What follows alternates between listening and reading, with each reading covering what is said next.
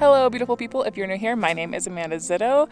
I am on a mission to visit every state in the lower 48 before I go visit Alaska. We have 19 states to go, but first we have to cross Montana. So this is day one of my solo motorcycle trip across the U.S.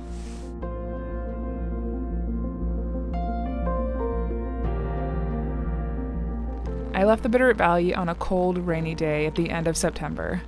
The bulk of this trip would be done in October, so I prepared for cold and wet weather, and I was not disappointed.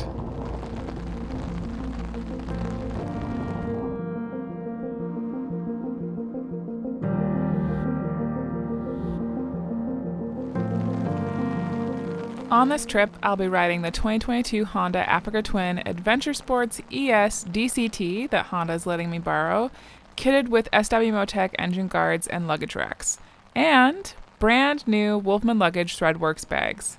I have 2 rollies on the engine guards that hold my tools, first aid kit, and additional kit for emergencies, custom saddlebags for my clothes, kitchen kit, and bottle holsters on each side, 2 duffel bags that hold my camping gear and electronics and drone, and a Pelican Case for my laptop.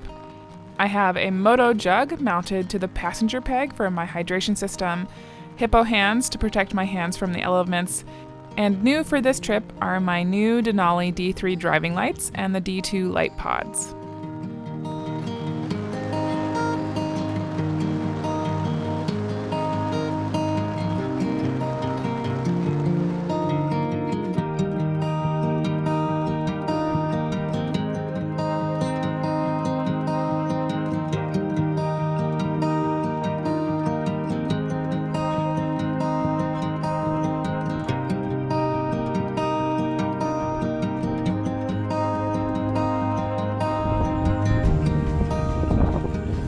Have I been thinking about the fact that I chose to do this when I knew it was going to be cold? Yes, I have been thinking about it.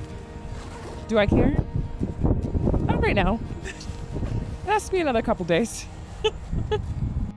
It's moments like this that I'm glad my sister did not ask me to go on this trip with her. For right now, I'm going to be grateful for heated gear and lovely rain suits that are also wind blockers, and get on down the road.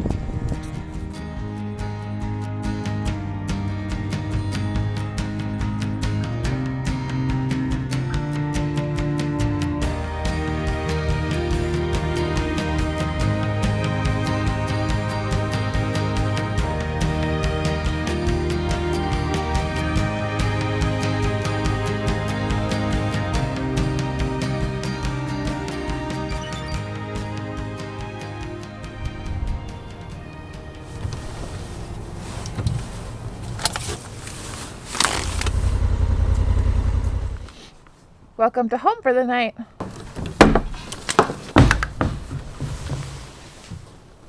Okay, baby tour of the KOA cabin. Here's a desk, there's power, there's a little heater that I asked for, so they were very kind to leave that for me because it's currently in the low 50s, gonna get much colder tonight. Here is my bed, all of my stuff, and then there's bunk beds here, and behind the door is the coat rack and the door. That's it.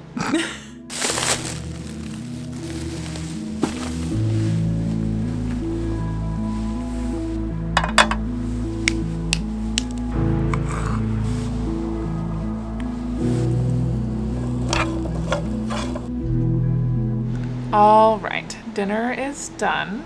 Everything is cleaned up. We're back in the cabin now. Not gonna lie, I looked up the temperature forecast for tonight because I was gonna camp outside of Bozeman, and then found out that it's predicted to go down to like 34 where I was gonna camp, and I knew that I was gonna be cold on this trip.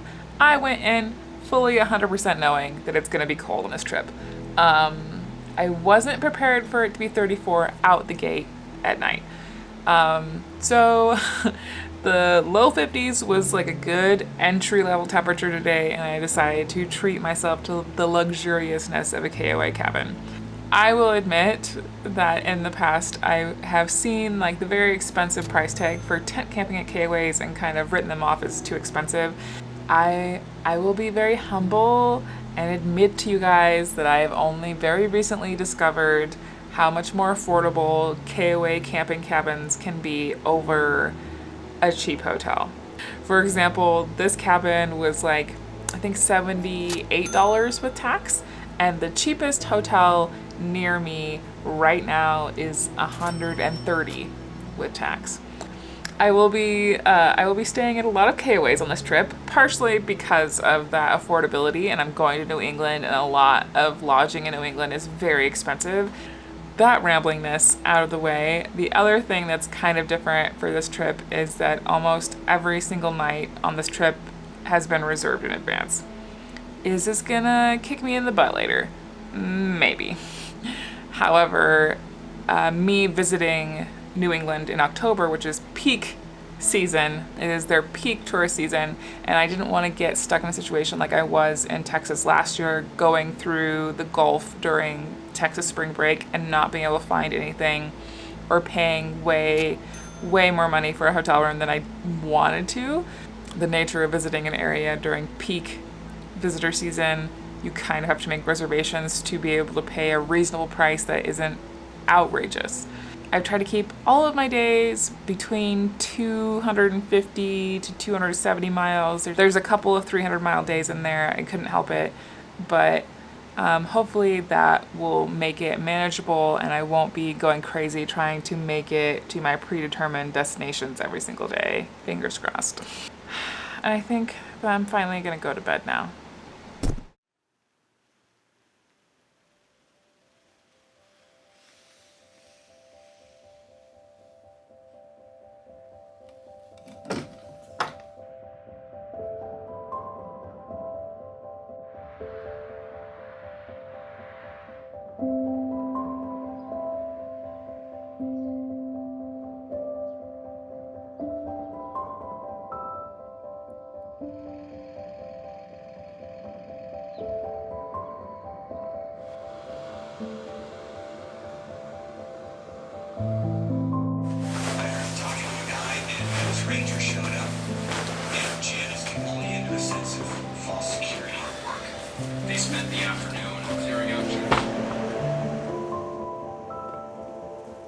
Good morning, beautiful people. We are up, we are packed, and we're headed to Miles City.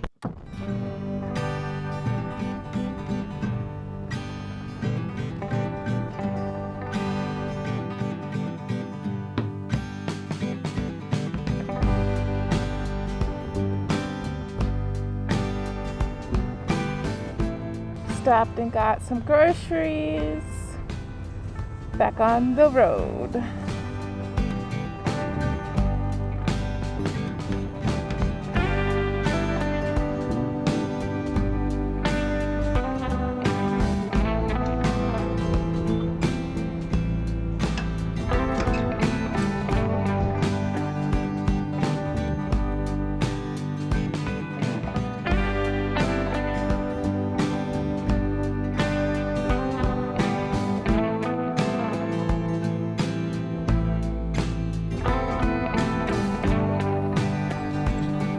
Welcome to home for the night.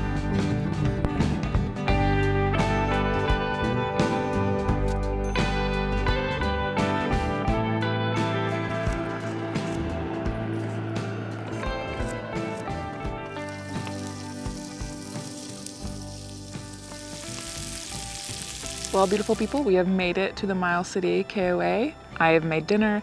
It is delicious. I haven't set up my tent yet. Gonna probably do that in the dark. But I'm very happy, and I've eaten before it was dark. Tomato orzo pasta is just like my favorite. If I could make this every day and eat it every day, I absolutely would. But it's kind of counterintuitive to making a cookbook. To eat the same thing every day when there are still recipes that need to be photographed. Okay, that was good. Gonna go find a bathroom, and then I'm gonna set up my tent in the dark. I'll have to show you my tent in the morning. So I have my usual wonderful Dura AR sleeping pad from Xped. I have the Winterlight sleeping bag for this trip, and I have the brand new Xped Mira 2 tent. And let me tell you, getting used to a different tent is a whole thing because I had the other one for like 3 or 4 years. It's like moving into a new home, you guys. It's crazy. But I'll have to show that to you in the morning.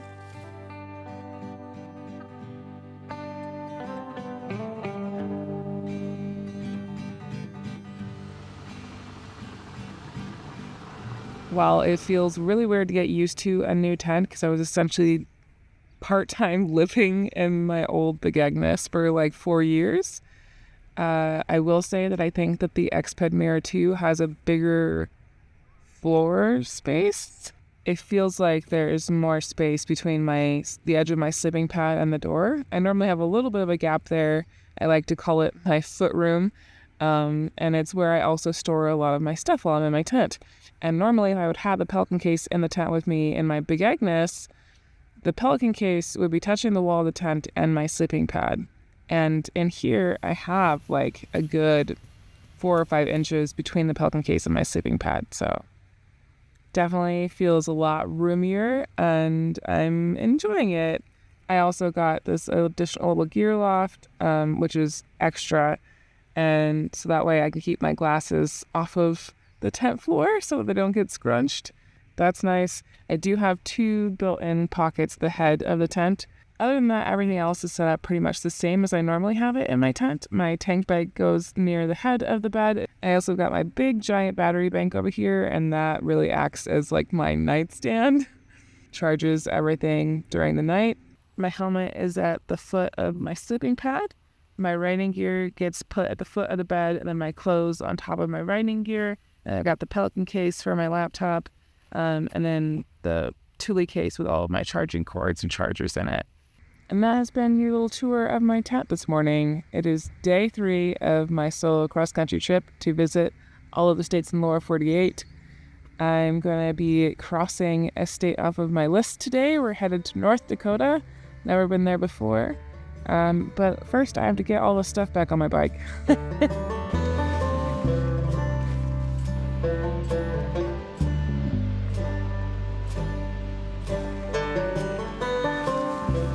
Goodbye, Miles City KOA. You were lovely.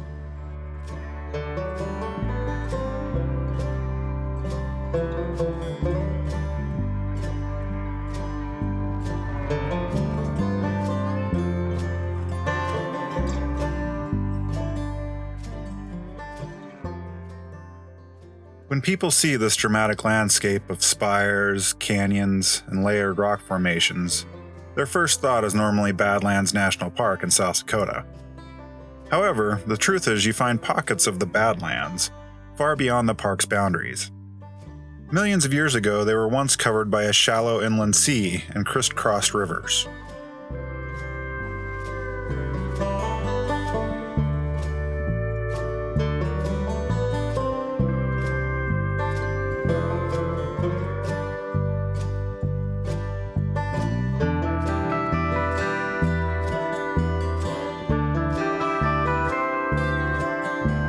Hello, North Dakota! 30 states down.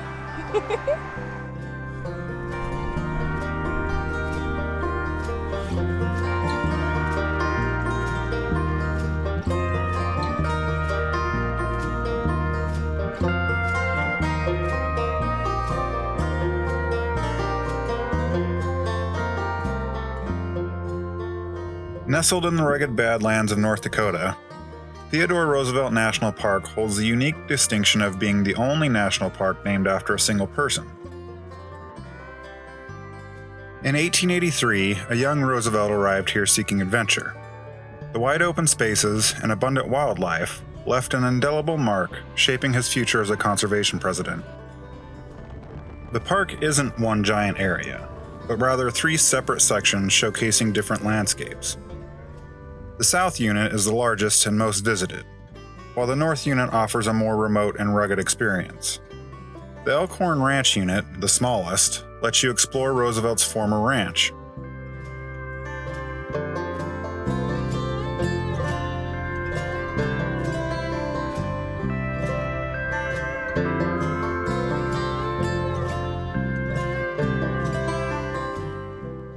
Welcome to home for the night.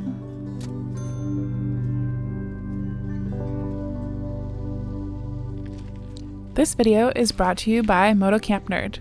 If you plan on riding across the country, let Moto Camp Nerd be your all-in-one place to upgrade your gear for the trip. They specialize in carrying compact, high-quality gear that will fit on your bike and won't weigh you down. You'll find my favorite sleeping pad on there, as well as this lovely Gear Aid Baltic camp hatchet that I have become very fond of, among everything else you need to have a successful trip. They also have fantastic customer service, so if you ever have questions about weight or pack size of a particular product, you can shoot them a message and they're always happy to help. Visit motocampnerd.com by the link in my description to check out their selection.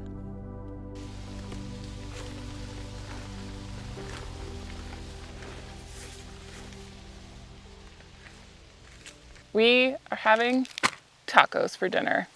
However, there's a twist. They're pecan mushroom tacos. And before you're like, that's disgusting, Amanda, those are not tacos. Don't knock it till you try it, okay? Because I thought it was weird and then I tried it and it is delicious. But before we get very far, I need to soak the pecans so they get a little softer, get a little bit easier to cook. Yeah.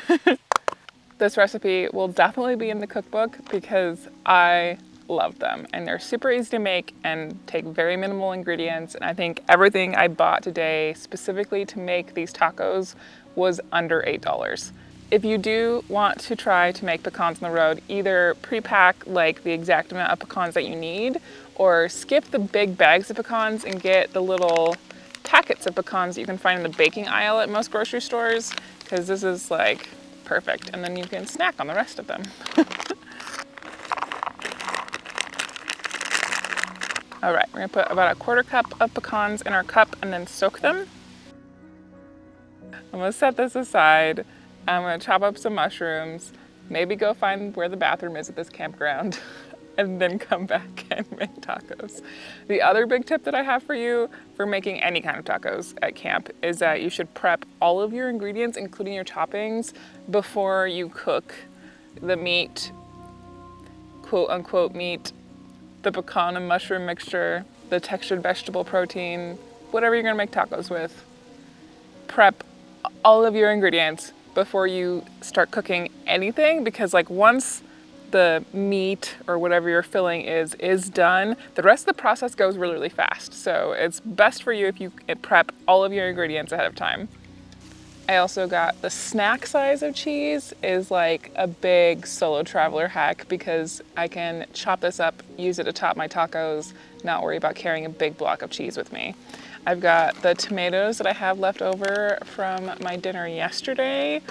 And I also got some cilantro because it's way easier to carry cilantro than lettuce on a bike when you're by yourself.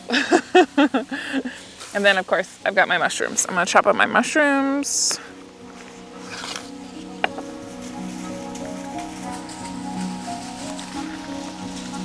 Oh my God, horses. What? There's just horses, you guys. What? Where did you all come from? You're beautiful.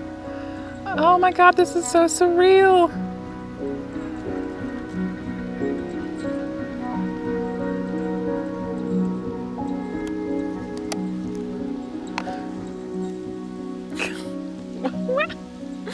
Wow, okay.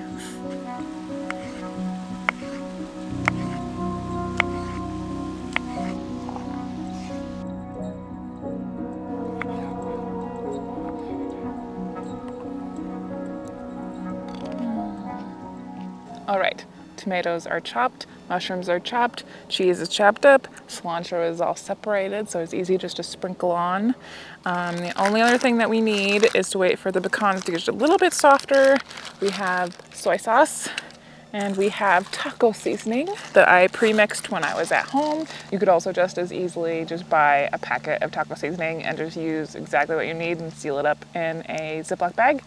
Also totally okay. I knew I was gonna make these tacos, so I made taco seasoning myself at home. Oh, the other lovely thing about this recipe as a whole is that you don't actually have to cook any of this if you don't want to. You could literally season the mushrooms and the pecans as is, throw them in a taco, eat them that way. You could do this stoveless if you wanted to. I like warm things, so I will be cooking them, but I'm just saying. All right, we're losing the light, but the good news is that once we heat this up, it'll go really quick. We've drained the pecans. We're gonna dump them in with the mushrooms. We're gonna put some taco seasoning and the soy sauce in with the mushrooms and pecan mixture. And then we're gonna stir it all up until everything is coated in a good layer of taco seasoning and soy sauce.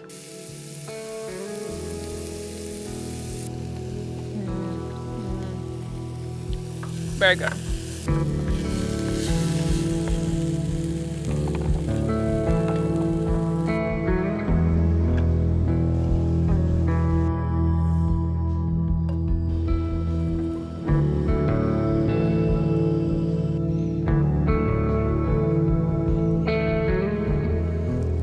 Finally getting to eat after taking all the pictures.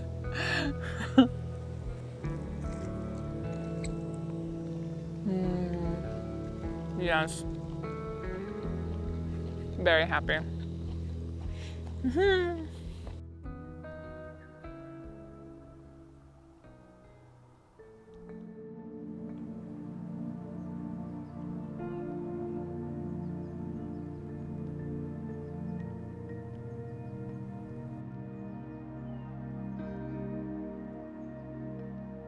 Good morning, beautiful people. It's 6 a.m. The sun hasn't even lit up my tent yet, but we gotta get moving because we have a long day. We have a little bit over 300 miles to do today, and I want to go to breakfast to this fancy little restaurant in Medora. So, in order to do that, we gotta pack up.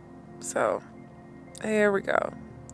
Maybe one day in the future it'll take me less than an hour to get everything back on the bike, but today is not that day. So we're accepting our fate, and we're gonna get moving.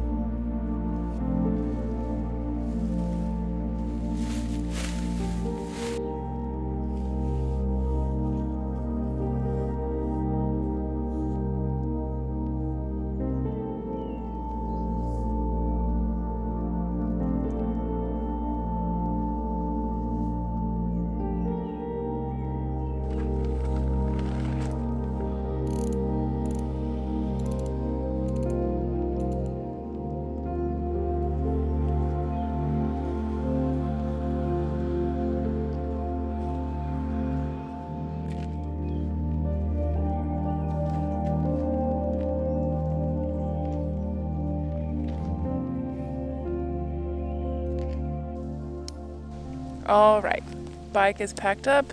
Everything is cleaned out of my sight. We're gonna go and have breakfast now. Let's get on down the road, shall we?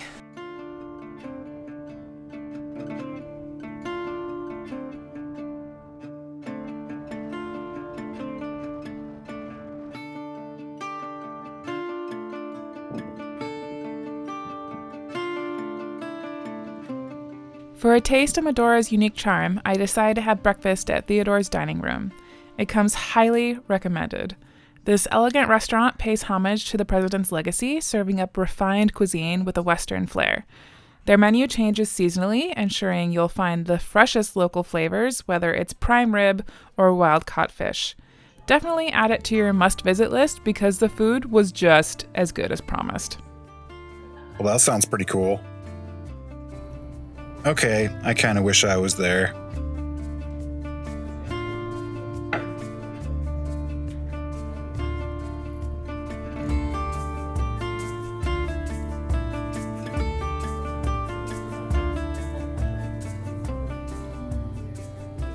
I had a lovely breakfast, but unfortunately when I came out and was packing up my gear, a man drove up and said some very rude things to me before driving off. I tried really hard to not let it ruin my day, but the negative interaction hung over me for the next few hours.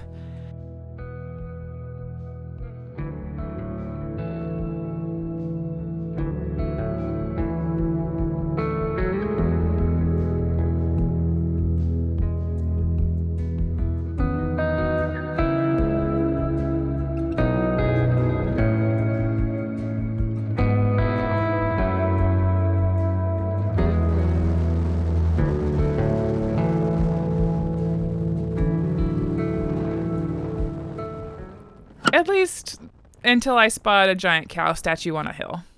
I later found out her name is Salem Sue, a giant fiberglass Holstein cow sculpture located in New Salem, North Dakota, and she definitely brightened my mood.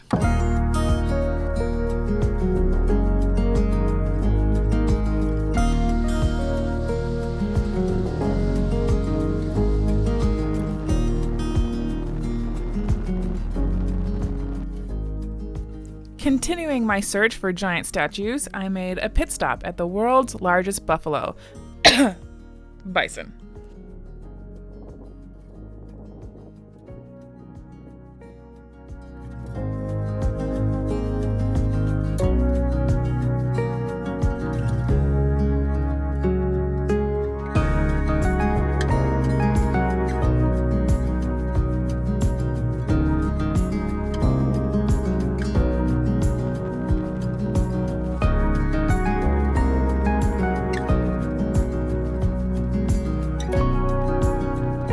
In a little town outside of Fort Ransom State Park, I also saw a couple of cowboys and their horses sitting outside the bar. Mood officially lifted.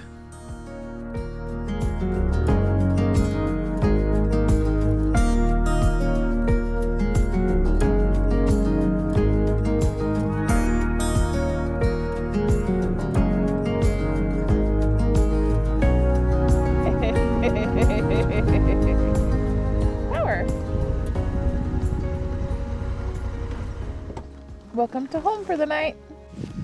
Alrighty, we've made it to Fort Ransom State Park, and I took over a whole RV site, like pull-through RV site, because all the other like regular tent sites at this campground did not have power, and I need power tonight to charge my stuff. It feels kind of silly because like literally everybody around me has this big pull behind trailer, and I'm just this little motorcycle, and I'm gonna put up a tent.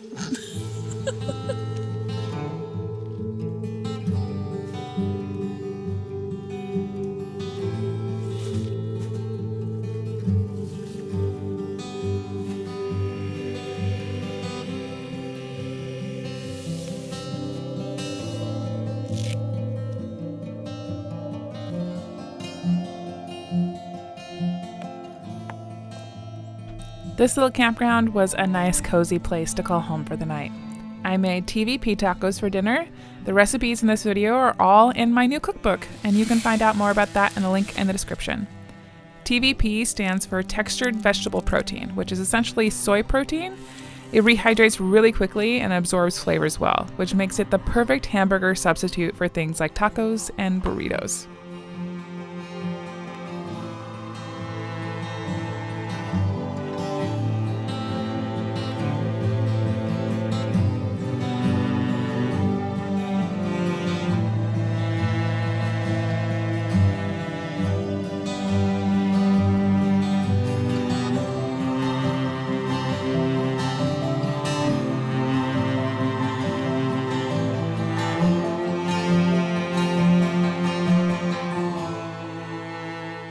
It is so much warmer in North Dakota than I thought it would be by now.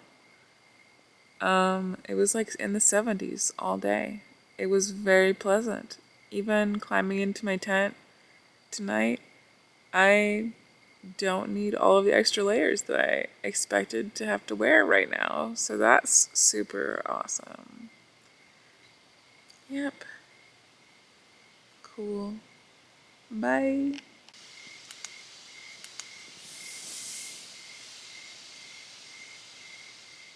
Day 0 was mostly a prep day, and Gary helped me install my new Denali lights, and I'm excited about it because I'm expecting some gloomy days in New England. Today is day 1 of my solo motorcycle trip across the US. I stopped in Bozeman at Red Sugar Dim Sum because I had to. It was delicious. Stopped in Billings and bought a tiny lunchbox because I couldn't resist. I've been carrying around this half of a bag of artisan pasta since Three Forks, and I went into this Albertsons in Glendive and came back out, and I was putting everything away, and I was like, oh my god, I don't have enough room for everything because of this darn bag of pasta, but I do not throw away food. And this gal walked by and I was like, you, and she's like, me, and I was like, can I ask you a question? And she's like, okay. And I was like, do you like pasta? And she's like, yes. And I was like, I have a half of a bag of perfectly good pasta. I can't use it. It's taking up too much space. Do you want it? She's like, I'll use it. And I hand it to her and she's like, oh my God, this is the good stuff. And I was like, I know. And so she was stoked and I was stoked and everybody was happy. Sometimes you just need a cow statue from the universe or maybe a bison. Buffalo. It's a bison.